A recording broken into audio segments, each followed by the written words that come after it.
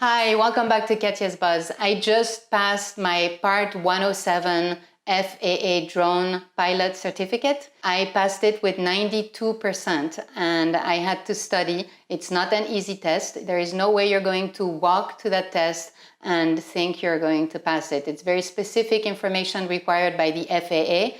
The reason to pass that test is if you're going to fly a drone professionally, commercially, you are not authorized to fly the drone without passing that test. So it's a must for some of us. And I'm including everything that I feel is relevant for the test on the slideshows that we're going to go over. Everything has an importance. So I suggest you go over this training a couple of times, stop at the slides you don't understand, make sure you understand them, go over it as much as you can, as often as you can, until you get that test and ace it. The first time you look at the content, don't discourage. The first time I looked at it, I was totally overwhelmed. I thought I would never make it. It's just not the type of information that I'm used to. It has nothing to do with the work I do. So it was a little bit overwhelming.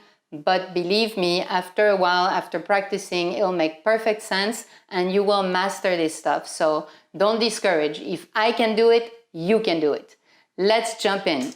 The first thing you need to do to prepare for this test is to download the test supplement. So go to the link I provide in the comments below, download it, print it. You will be using it over and over again. Everything that comes from the test is in that supplement. And you will get a copy of the supplement when we do the exam. So you want to be comfortable with everything that's on it so that you're not just learning a new thing. Get used to have it in paper form in front of you. That's going to be your best friend. Let's start by going over the drone rules and FAA regulations. In order to be eligible, you have to be 16 years of age. You have to pass a recurrent test every 24 months. If you change your address, you have 30 days to notify the FAA. So when you fly a drone, the crew members available are the pilot in command, which is yourself. You have to be certified, and you are responsible for everything. During the test, you will be asked a variety of questions. Who needs to be responsible for A to Z? And it's always going to be the pilot in command. As the pilot in command, you are responsible for everything that goes wrong on the flight, the maintenance of your drone. The visual observer is optional, and it is here to supplement your situational awareness and visual line of sight. You must always maintain VLOS unless you have a waiver. There are a lot of reasons why, but you need to always keep your eyes on your drone. And your visual observer may be a secondary option for them to also be able to keep a VLOS on your drone. The registration costs $5 and is good for 3 years. You have to go to faadronezone.faa.gov to get registered, and you have to make sure you display that registration on your drone and that is visually visible. So you can print it on a piece of paper and put tape on it, or you can print a label and stick it on the side of your drone. It needs to be quite visible on your drone at all times. If you are a visiting foreign national, you must register your drone when you arrive in the United States. And if your drone is destroyed, sold, lost, or transferred to another operator, you need to cancel your registration. You may be required to report an accident or in-flight emergency. You need to report an accident to the FAA within 10 days. It needs to have at least a serious injury to any person, loss of consciousness, skin laceration that requires suturation, a broken bone, or head trauma. Or the damage to any property other than your drone needs to cost greater than $500, either to repair it or to replace it. You need to report the accident through your FAA Drone Zone account. And if you deviate from the Part 107 rules to respond to an emergency, you must send a report upon request by the FAA. The key word here is upon request by the FAA. Operation limitations. You must not fly your drone over 87 knots or 100 miles an hour. Your minimum visibility at all times is 3 statute miles. You need to be 500 feet below the clouds and 2,000 feet horizontally from clouds. 500 feet below, 2,000 feet horizontally from the clouds. The FAA inspection compliance. Any officer of the FAA is allowed to inspect your drone, pilot in command, the visual observer. They may require to look at your flight logs, records, reports. All documents need to comply with the FAA regulations. Flying from moving vehicles. The Part 107 does not permit operation from a moving vehicle unless it's from a land or waterborne vehicle and it is over a sparsely populated area. This is the key word, sparsely populated area. And operating from any other moving vehicle is prohibited. If you are in a moving helicopter, boat, you are not at all authorized to fly your drone. A lot of rules have changed in April of 2021. So now the FAA permits routine operations over people, moving vehicles, and at night under certain conditions without needing a waiver. These rules started in April 2021 and the information is coming out as we speak. Just make sure you always keep current on the latest FAA requirements for the exam. Part of these new rules is the categories 1, 2, 3, and 4. The FAA risk-based framework for flying drones over people. In the past, you were not at all authorized to fly over people. Now you can, but it requires you to be in one of those categories. So let's go over them. The questions were on my test. You will be tested on this. So category 1 allows you to operate over people if your drone weighs less than 0.55 pounds. That's a very small drone. It does not have exposed rotating parts that would lacerate human skin. It does not require the FAA MOC or DOC, which are documents required, and it does not require a label. That's category 1. Category 2, you are permitted to operate over people if your drone weighs more than 0.55 pounds. It must not cause injury to a person greater than 11 foot-pounds of kinetic energy. It does not have exposed rotating parts that would lacerate human skin. It has the MOC and DOC, and it has a clear label, category 2, on the drone. Category 3, it's for an unmanned aircraft or a drone that is over 0.55 pounds. Under category 3, you cannot operate your drone over open air assemblies of human beings. It may operate over people over restricted access site, and all people are notified. The drone does not maintain sustained flight over any person unless that person is participating. The drone must not cause injury to a person greater than 25 foot-pounds of kinetic energy. Does not have exposed rotating parts that would lacerate human skin.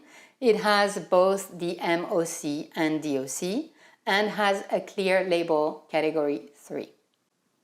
Category 4, permitted to operate over people. You must have an airworthiness certificate issued under Part 21.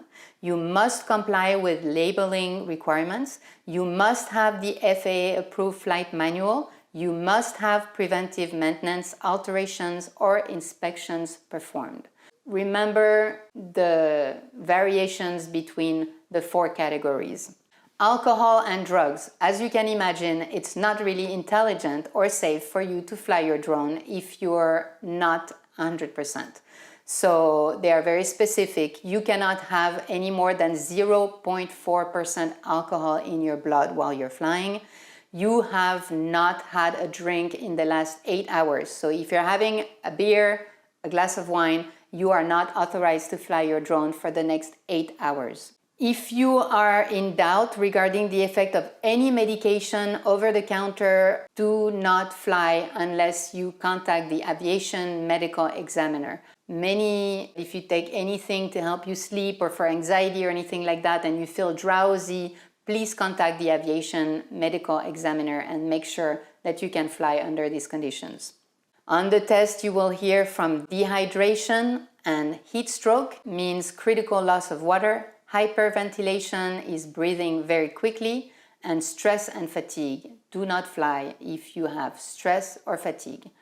There will be questions, should you fly if you have been driving for 12 hours and are very tired? No, you should not, you should rest. And also questions to the effect that you have a lot of stress at home, you're very anxious, should you fly? Absolutely not. You need to make sure you deal with your issues and have no anxiety before you're able to fly. Hazardous flight operations. In any flight emergency, rule number 1 is to maintain control of your aircraft. Rule number 1 is to maintain control of your aircraft. You need to keep control of your aircraft. Aeronautical decision making, also called ADM. The aeronautical decision making is a systematic mental approach to consistently determine the best course of action in a given situation. Crew resource management, CRM. Effective use of all available resources, human, hardware, software, and information prior to and during flight to ensure the success outcome of the operation. You need to learn 3 acronyms to pass that exam. One of them is I'm safe. The first I is illness, M is medical, S for stress, A for alcohol, F for fatigue, E for emotion or eating. Illness, medication, stress, alcohol, fatigue, emotion, or eating. PAVE is P is for pilot in command, and under the P is when you're going through the I'm safe. The A is for your aircraft, V is for environment, and E is for external pressure. Decide, detect, estimate, choose, identify, do, evaluate. Make sure you know these acronyms, they will be on the test. Make sure you review them a few minutes before you walk into that exam so that you remember what each letter means. Hazardous attitudes. They will either ask you what the hazardous attitude means or its antidote. So anti-authority is when you don't want someone to tell you what to do. The antidote is to follow the rules. Impulsivity is when you do things a little bit too fast. The antidote is not too fast. Think first before you fly your drone. Invulnerability means nothing bad is ever going to happen to me. Well, unfortunately it could, so the antidote is to remind yourself, well, it can happen to me, slow down. Machismo is usually when you're trying to prove that you're better than everyone else. It's a lot of ego, and the antidote is to not take chances, because taking chances is foolish. Resignation is to say, you know what, whatever, there's nothing I can do, I'm not going to make it. The antidote is I'm not helpless, I can bring that drone back home, I'm not going to injure anyone. Get yourself back on track. Airspace authorization and waivers. The airspace authorization is when you request access to controlled airspace. I am often requested to fly in airport airspace, and I go through the GPS on my drone, I make a request, the FAA responds in less than 10 minutes, gives you authorization or not, depending on what's going on. And at that point, your drone will be able to fly. You can apply for a waiver.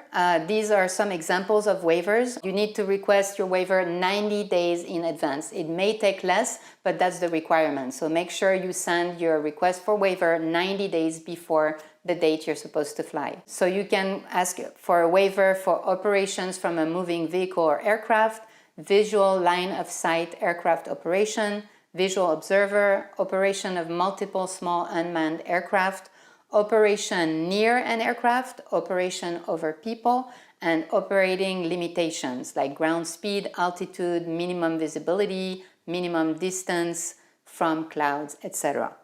Night flight. Daylight is from 30 minutes before official sunrise to 30 minutes after official sunset. Civil twilight is that little time, 30 minutes before official sunrise and 30 minutes after official sunset. During civil twilight, you must have lights that are visible for at least 3 miles. The eyes take 30 minutes to fully adapt to darkness. It's much easier for you to use red lights than white lights because it's much less harmful to the eyes in the dark. You will probably get that question in your exam. What kind of light should you read your manual before you fly at night? It's a red light, not a white light. You have to scan the sky in 30-degree increments and pause no more than 2 or 3 seconds. Cigarette smoking is the most decreased visual sensitivity at night. So if you're a smoker, it's not good for you. Night lights on manned aircraft. When you see in the sky a plane flying, the color of the lights will tell you if it's coming towards you or going away from you. So on the left wing, you'll see a red light. On the right wing, you'll see a green light. And on the rear of the aircraft, you will see a white light. At night, you'll also see anti-collision lighting in the form of a red or white strobe or rotating beacon. So if you're looking at an aircraft and you see a red light on the left, you know the aircraft is going away from you. If the red light is on the right, it is coming towards you. The sectional aeronautical chart is one of the pages in your test supplement, and it is going to become your best friend. A lot of the answers to the questions on the exam are right here, right in front of your eyes, and you can go to this page as many times as you want. And we'll go over the different sections of the sectional aeronautical chart that make sense during the exam. Make sure you're familiar with what's on that page. Make sure you look at it very carefully and know the information that's available, because it will become very handy when you take the exam. A lot of the things that you think you may have to learn by heart are right here for you. So airspace. Airspace is going to be a big part of your studies, and thankfully the information is right here on the chart. This is a visual provided by the FAA on pretty much how the airspace functions. As you can see, it has ceilings and surface, and it's like layered cakes on top of one another.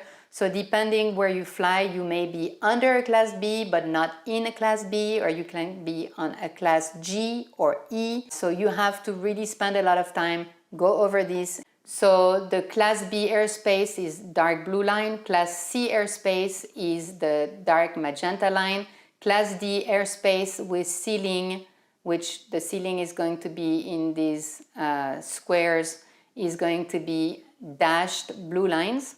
Class E airspace from the surface is dashed magenta lines. The fuzzy red lines is Class E airspace with floor at 700 feet above surface. And Class E airspace with floor 1,200 feet above surface is a fuzzy blue line. In order to find out the different questions that are going to come up, where is the surface or the ceiling or on any particular airspace, and if therefore you're authorized to fly in it or not without authorization, is going to be more or less like this. The Class B airspace, B stands for big, it's the most major airports. You will see like the layers 130 over SFC. Every time you see 130, 110, 50, you always had 2 zeros. So it's the surface to 13,000 feet. Or if you get 110 over 20, it means the surface is 2,000 feet and the ceiling is 11,000 feet, which means the Class B airspace is only from 2,000 feet to 11,000 feet. So if you fly under that, you are not flying in the Class B airspace and you're authorized to fly. Airspace C stands for cities, and you have 2 circles around the cities, 5 nautical miles or 10 nautical miles. Class D airspace will have the ceiling around those brackets. If the ceiling of Class D airspace is a 40 in the brackets, that means the ceiling is at 4,000 feet. If there is a minus behind 40, it means it is up to but not including 4,000 feet. So just remember, if there is a minus, it means that it's not including the actual number. Class E airspace is from the floor to 700 feet AGL or 1200 feet AGL, and we'll go over AGL and MSL a little bit later on. Class G is where you are authorized to fly without authorization. It is not Class B, Class C, Class D. Or Class E airspace, all 4 classes require authorization from the FAA, except in Class G, where you can fly without issue. So you will spend most of your time in Class G airspace. You're going to have a lot of questions relating to these airspace, so you need to be able to recognize them and go over them. This is a typical map. It's actually one of the most complicated one, but they will take which airport and ask you their ceiling, surface, and it's not easy. So what I did is I purchased a magnifying glass, and as stupid as it may look, it was quite helpful. You don't necessarily have to use it throughout the whole time, but in order to just find the airport or find the lake or find whatever it is they're talking about and at least get a big idea of the overall area, that's going to be a big part of the question, is finding the place where they're telling you to see. If they tell you it's around number 5, you see those little circles, 2, 4, 5, that's what they're referring to, and that's quite helpful because sometimes there is just so much going on in those maps that you need to be able to quickly find where the information is they're talking about, and that will help you then decide the answer to whatever question. I recommend you buy a magnifying glass. It was extremely helpful to me. You can get this at Amazon for $15, $20. I will put a link to it in the comments below if you want. Special airspace. Prohibited is always with a P, and it's national welfare. In prohibited areas, you are not allowed to fly your drones. However, you can fly in any of the other airspaces with extreme caution. Restricted will start with an R, and it has artillery firing, aerial gunnery, or guided missiles. Warning is hazardous. Alert is with an A, and it has high volume of pilot training or unusual activity. And the MOAs are military operation areas. And in order to find out if it's active, you look at the border of the sectional chart. TFRs are temporary flight restrictions. They are government VIPs, special events, natural disasters, or other unusual events. And in notices of airmen, which are called NOTAMs, it's time critical and temporary. And you can find those out at 1-800-WX-BRIEF.com. Latitude and longitude. You will need to know how to find locations from their latitude and longitude, and you need to, of course, understand what that means. If you are not sure, remember latitude sounds like ladder, up and down, north to south. Longitude is right to left, and because I am in Florida, it actually goes in reverse. So you add a number going left. It's unusual, but that's how it gets done. 1 degree is always 60 minutes, and you will see the small notches on the map, and each line makes 30 minutes. So each half degree, you have another line. So you have to also know what that means. If in a question they talk about seconds, so you will have degree, minutes, and seconds, just ignore it. It's just to throw you off. It's much too small to worry about. And then you may get a question where you need to convert decimals to degrees. If you get 23.93, you know that this is a decimal. So what you need to do is you take that decimal, so here it's 93, you multiply 0.93 by 60 minutes, it becomes 56 minutes, and so 23.93 degrees north becomes 23.56 degrees north. There will be a question like that on your exam. The VFR checkpoints, visual reporting checkpoint or waypoint for manned aircraft. In the sectional chart, there is information on the topography, obstacle clearance, and other airspace consideration. If you see a flag on a map, it means there is higher amount of manned aircraft traffic in the area, and that will probably be on your exam, and notification boxes on sectional chart. On occasion, there will be answers to your questions directly on the chart, so make sure you look around and see if there is a message like who to call for balloon areas or things of that nature. AGL or MSL. AGL is above ground level. Above ground level is how you are above the ground.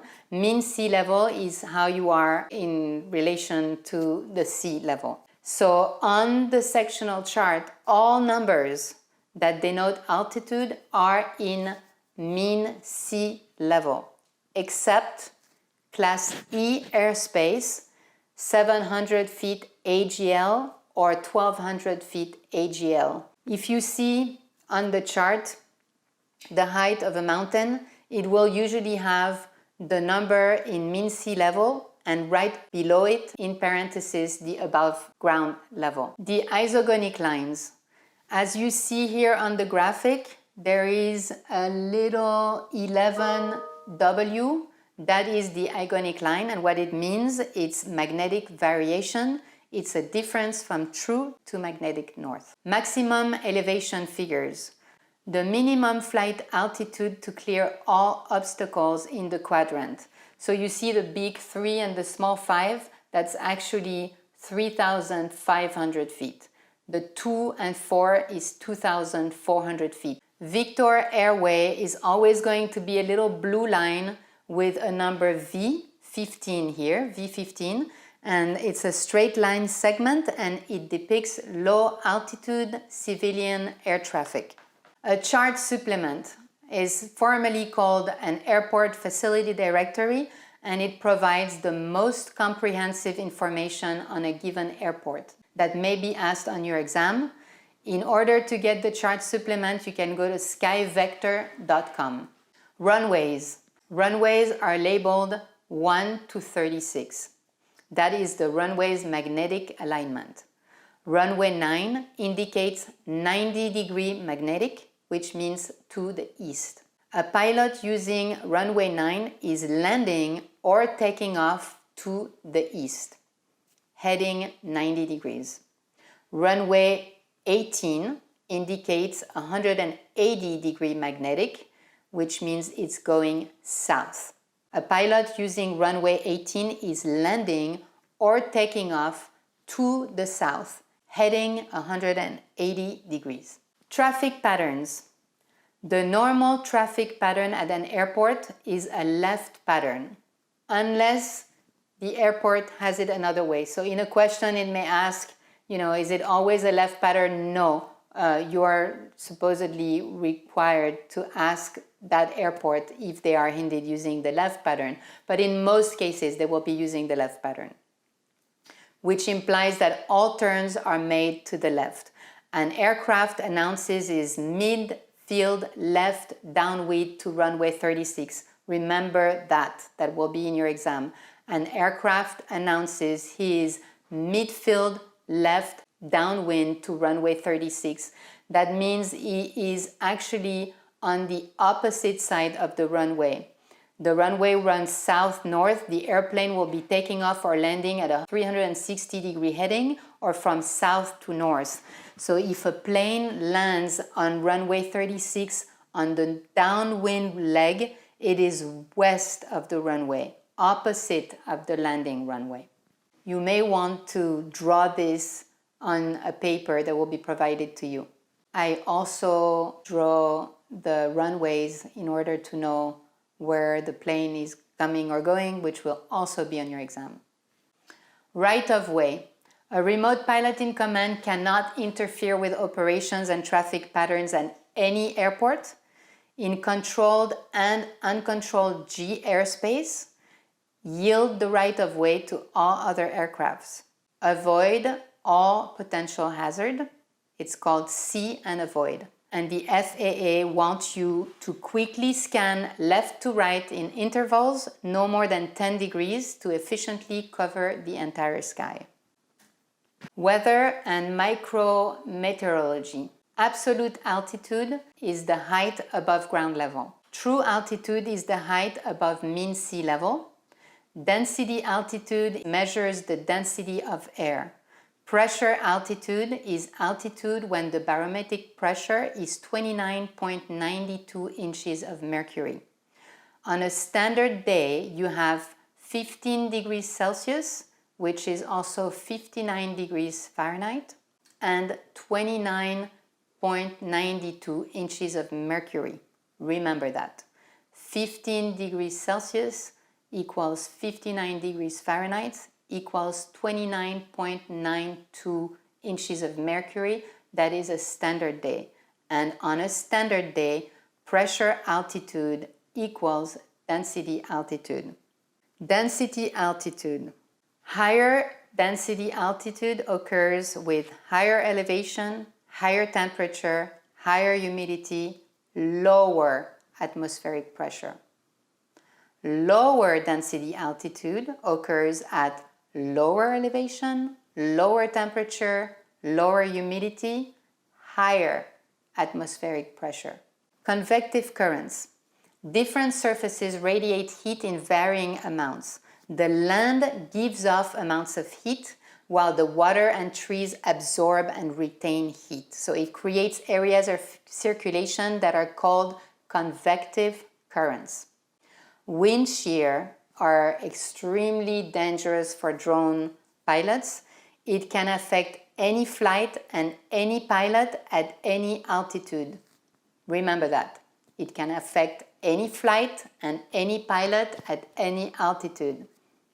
Around thunderstorms, low-level temperature inversion, frontal zones, and clear air turbulence. Microbursts are also very dangerous for pilots. It is 1 mile horizontally, 1,000 feet vertically, and it can last 15 minutes. Severe downdrafts of up to 6,000 feet per minute, and it has a hazardous wind direction change of 45 degrees or more in a matter of seconds. So you do not want your drone to be caught in a microburst. Moisture. Evaporation means liquid to water vapor. Sublimation means ice to water vapor. Relative humidity. Humidity is the amount of water vapor present in the atmosphere. Relative humidity is, let's say you have 95% relative humidity, means the air holds 95% of the total moisture it can hold at that temperature and pressure. Temperature and dew point. The dew point is the temperature at which the air can hold no more moisture, so it's 100% humidity. When the air is completely saturated, the moisture begins to condense, and when it condenses, it creates fog, dew, frost, clouds, rain, hail, or snow. When the temperature and the dew point converge, it creates fog. Fog. There is radiation fog, which is low-lying areas like mountain valley. Advection fog, it's coastal areas where the sea breeze goes over land masses. Upslope fog is up a slope, and it can last for days. Steam fog is over water. We sometimes call it sea smoke. Ice fog is when temperature is way below freezing. Frost is when the dew point is lower than 0 degrees Celsius. It is hazardous. It decreases the lift capacity of the aircraft. Remember that. Frost decreases the lift capacity of the aircraft. You need to learn how to read a METAR, and it looks very complicated, but believe me, after a while you actually can make sense of all of this. You will have a couple of questions, and so you need to become familiar with what those numbers mean. Even though you will never, ever have to actually read a METAR to fly a drone, but it is in the exam, so best luck with that. After the word METAR, you see KINK. That is the name of the airport. The K is always in front, and the INK is the name of the actual airport. 12-18-45Z means the date is the 12th of the month at 1845 Zulu time. 110-12G-18KT means the wind is 110 degree true. At 12 knots, the G means gusts to 18 knots. 15 SM means the visibility is 15 statute miles. SKC stands for sky condition clear. And then the 25/17 is temperature and dew point. So the temperature is 25 degrees Celsius and the dew point is 17 degrees Celsius. The A3000 is the altimeter. The altimeter is 30 inches of mercury. BKN means broken, OVC means overcast, BR means mist, SH means showers, and RA means rain. BR mist, remember that's the only one that's kind of difficult to memorize. BR means mist. And to read a TAF is very similar to the METAR, but it's a little bit longer. It's a terminal aerodrome forecast, and it's a weather report for a 5-mile radius around larger airports. So that's what it looks like, and now we're going to see what it means. So this is the TAF for the Memphis airport, so a K again with MEM for Memphis. 12-17-20Z is the 12th of the day of the month at 17:20 Zulu time. 12-18 to 13-24 means it is valid from the hours of 1800 on the 12th to 2400 Zulu time on the 13th. 212 KT 5 SM HZ BKN 030 PROB 40 2022 1SM TSRA OVC 008CB means the wind at 200 degrees at 12 knots, visibility 5 statute miles with haze, HD mean haze, broken clouds at 3,000 feet. Remember, you're adding 2 zeros, so it's 30, so that's 3,000 feet, with between 2000 Zulu time and 22 Zulu time, a 40% probability of visibility 1 statute mile. Thunderstorm with rain, clouds, overcast at 800 feet with cumulonimbus clouds. I know it sounds like a lot, but believe me, after you've done it a few times, you will know just enough to be able to figure out what they're asking you.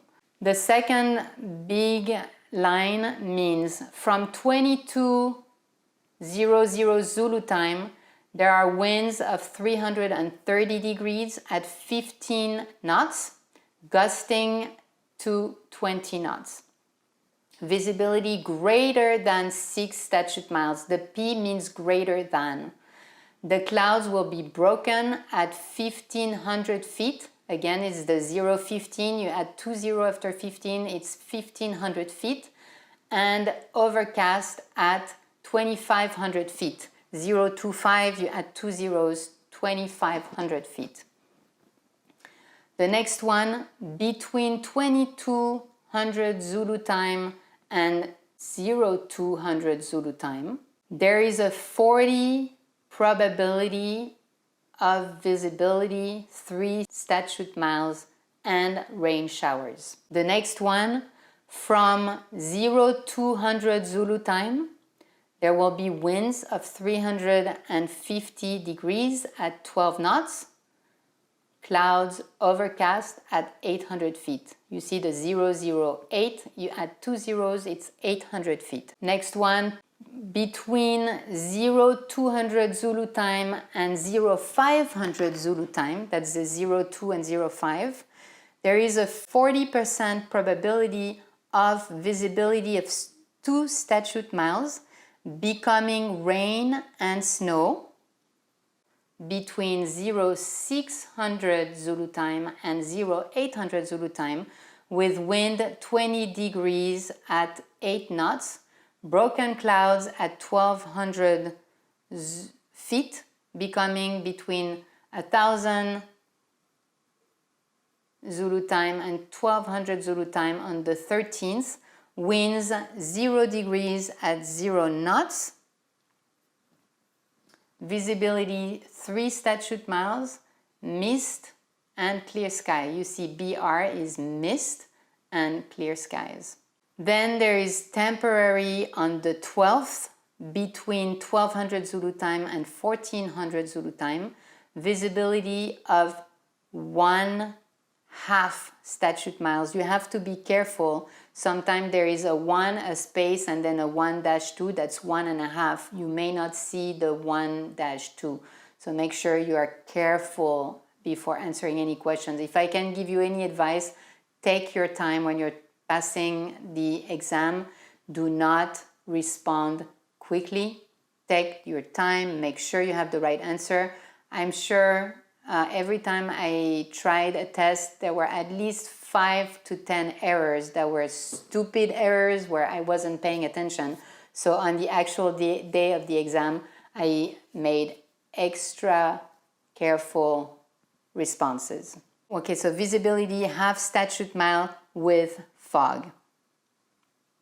And then the very last one means from 1600 Zulu time on the 13th, variable wind direction at 6 knots, visibility greater than 6 statute miles with clear skies.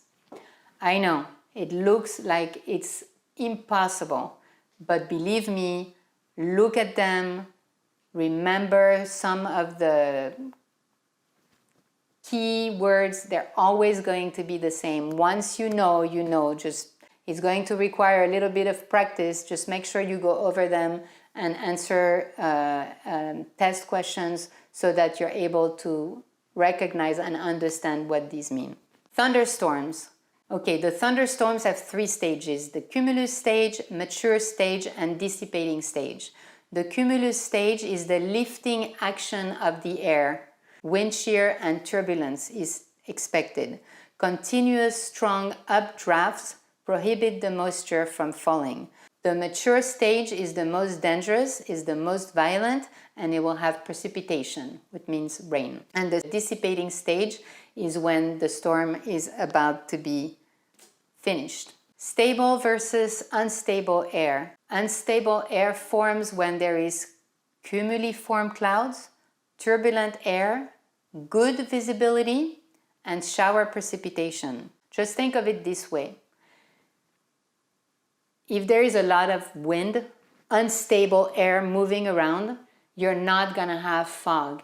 The air is going to be pushed. It's going to be visible. It's going to be without, the air is not allowing anything to stand in its way. Stable air is stratiform clouds, smooth air, fair to poor visibility in haze and smoke, and continuous precipitation. Stable air, in the opposite, is going to not move, so there may be clouds, fog, mist, and you will not have visibility. Again, because there is stability, it can rain continuously. If there was a lot of wind, it would move it around. Guy wires are those big metallic lines from structures, are very dangerous, so you are required to fly at least 2,000 feet horizontally from these structures.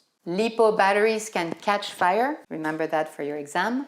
And then radio communication. You need to know that they speak differently, the pilots speak differently on radios, and so you have to memorize this somewhat, just become familiar with it.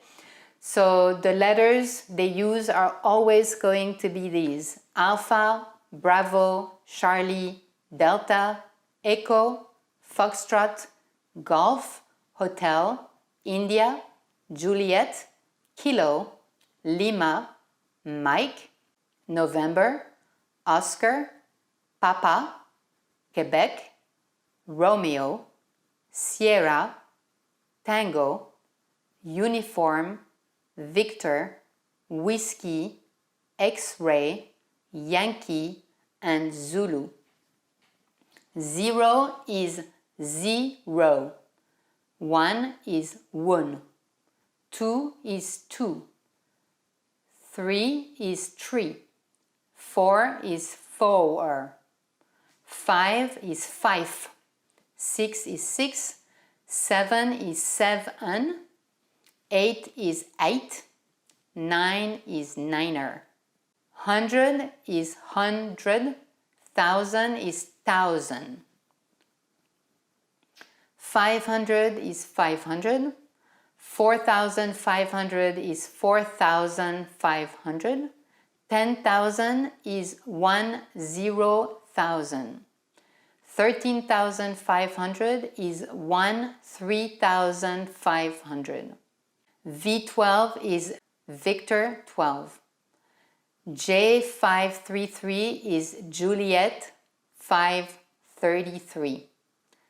10 is 10. 122.1 is 122.1. 12,000 is 12,000. 12,500 is 12,500. 190 is flight level 190. Flight 275 is flight level 275. Magnetic course 005. Wind direction 220, wind 220. Speed 250, 250 knots. Speed 190 is 190 knots. Wilco means I will comply. Roger means received and understood. Affirmative, negative. Affirmative, yes. Negative, no. There are 4 forces in an airplane: the lift, the weight, the thrust, and the drag. The lift is up, the weight is down, like gravity. The thrust is forward, and the drag is backwards. So the lift is opposite the weight, and the thrust is opposite the drag. So loading changes. The weight changes during flight might be from some kind of detachable load, like a package that's being delivered that can affect your weight and flight performance. You may have this question, like, why did your weight change during flight? It can only be that a package has been delivered and that has affected the weight and flight performance. The center of gravity is the point at which your aircraft would perfectly balance if it were suspended at that point. Its location depends on the distribution of weight in the aircraft. Load factor chart. You have this available in your exam package. They may ask you a question. In fact, they probably will ask you a question. Let's say, so this is the bank angle and the load factor. So if an unmanned airplane weighs 33 pounds, what approximate weight would the airplane structure be required to support during a 30-degree banked turn while maintaining altitude? So your airplane is 33 pounds and it's making a 30-degree turn.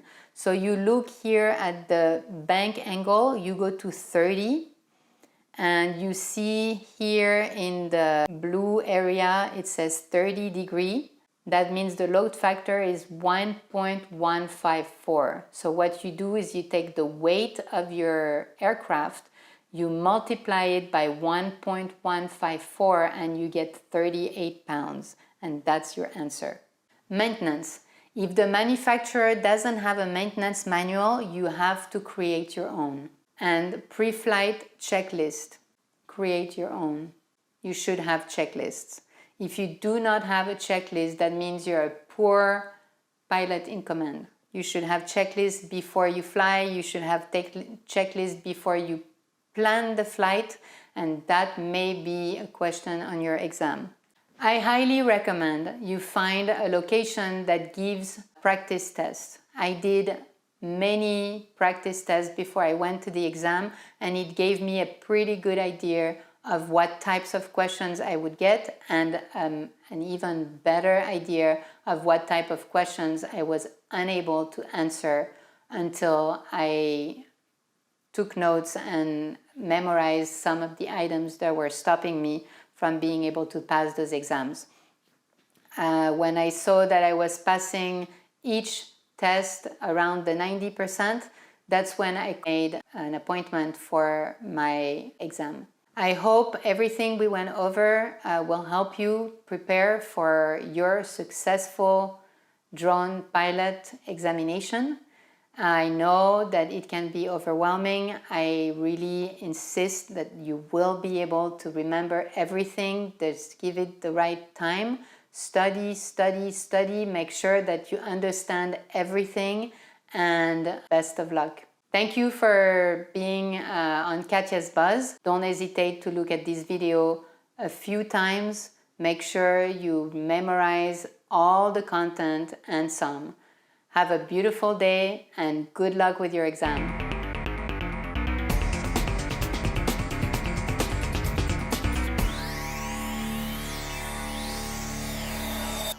Thank you again for visiting Katya's Buzz. I love that you took the time to look at all of this information. I really, truly wish you the best of luck with your exam, and I hope you have a blast flying your drone. It's amazing. I'm really just super excited. I'll see you around. Make sure you spend a minute to press like and leave a comment below. I'd love to hear from you. Have a beautiful day.